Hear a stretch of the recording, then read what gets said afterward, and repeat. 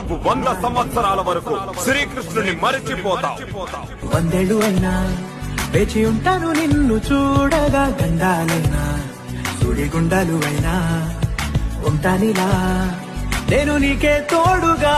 ఓ ప్రేమ మనం కలిసి ఒకటిగా ఉందామా, ఇదో ఎడతెగని హంగామా, ఎలా విడిచి బతకనే పిల్లారా.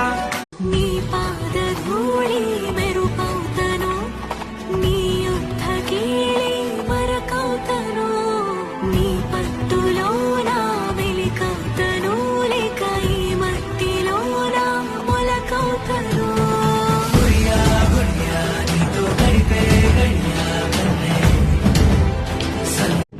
వద్దు మిత్రమా, అంత పని చెయ్యొద్దు కృష్ణ.